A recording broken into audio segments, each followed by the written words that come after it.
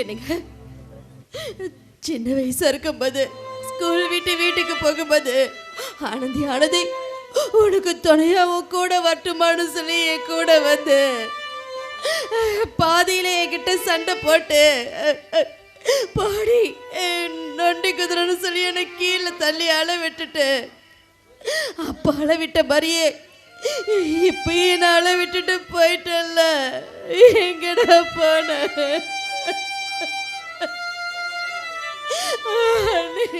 ஏங்க ரேஷன் போனீங்களே எனக்கு சொன்னாங்க, ஆமா ஒசூர் பக்கம் பைக் கிடந்ததுன்னு சொன்னாங்களே, அதை நம்ப வண்டியா? மாப்பிள்ளையோட பைக்குமே செல்போனும் தொப்பூர் பைபாஸில் கிடந்ததுனாங்க. வண்டியை பார்த்தா ஆக்சிடென்ட் ஆன மாதிரி தெரியல, ஆனால் மாப்பிள்ளையை பற்றி எந்த தகவலும் இல்லைங்கிறாங்க. கடைசியாக 10 நாள் ஆச்சு மாப்பிள்ளை கூட பேசி, கடைசியாக உங்கள்கிட்ட பேசினது தான். அதுக்கப்புறம் ஃபோனும் இல்லை. நானும் அவர் வேலை செஞ்ச கம்பெனியில் அவர் குடியிருந்த பக்கம் எல்லா பக்கம் விசாரித்து பார்த்துட்டேன், யாருக்கும் எந்த விவரம் தெரியலைங்கிறாங்க. அண்ணே அவருக்கு ஒன்றும் ஆயிருக்காதுல்ல, சொல்லுண்ணே. ஒன்றும் இல்லைம்மா, அவருக்கு ஒன்றும் ஆயிருக்காது. அந்த கோடைக்கு விட்டி சாமிகிட்ட பூச்சைனை கேட்டோம், மாப்பிள்ளைக்கு எதுவும் ஆயிருக்காது, அவரு நம்ம எல்லைக்குள்ளதான் இருக்காருன்னு சொன்னாருமா. இவரோட தான்மா இருக்காரு. 2 பேரும் சேர்ந்து ஒரே நாள இந்த பொண்ணோட வாழ்க்கையை அடிச்சு இப்படி ஓடு கமுத்துட்டீங்களே, இப்போ உங்களுக்கு நிம்மதி தானே? அண்ணி விடுங்க, நீ ஏன் இதை தேவையில்லாம பேசிட்டு இருக்கீங்க? விடுங்க. நீ சும்மா இருப்பல. இந்த 2 குடிகாரங்க எந்த சாராய கடையில போய் சம்மதம் வாங்கினாங்கன்னு தெரியல. நானே அப்பவே சொன்னேன், நான் பொறுமையா பாத்துக்கலான்ட்டு. இனிமே உன் வாழ்க்கையை நான் கெடுக்கிற மாதிரி இவங்க 2 பேரும் சேர்ந்து உன் வாழ்க்கையை நல்லபடியா வைக்கிற மாதிரி இப்படி உன்னை இந்த நிலைமை கொண்டு வந்து விட்டுட்டாங்களே.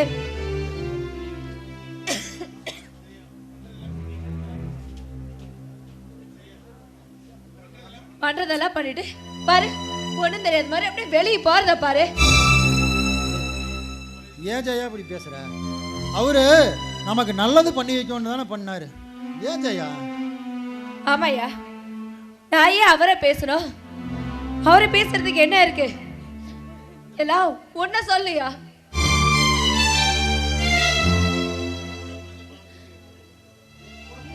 உன் கூட பிறந்த பாவத்துக்கு இன்னும் இந்த பிள்ளை என்னென்ன அனுபவிக்கணும்னு தலையெழுத்தோ என்ன படி தொலையுது. சே,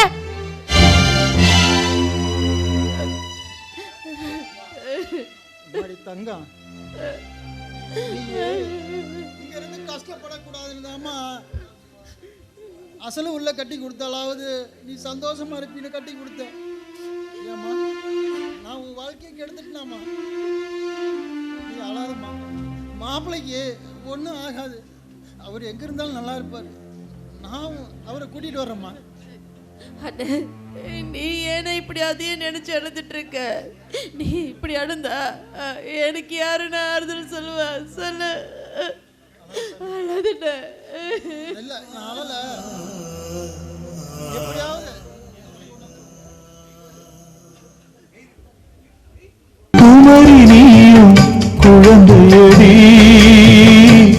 மான் கொழுந்துதானே இதயமடி, பிறந்த பாசம் தவிக்குதடி, உன்னை பார்க்க மனசு துடிக்குதடி. என்ன நடந்ததா இந்த முகம் சிவந்தது, இந்த நினைவிலே சோகம் எங்கும் நிறைந்தது. இந்த அண்ணன் இருக்க உனது வாழ்வில் கலக்கவே நடி. தங்கம் எந்த செல்ல தங்கையே கண்ணு கலந்தது, இதை எண்ணிக்கொண்டு இந்த அள்ளித்தண்டு மனம் விண்ணி வரும்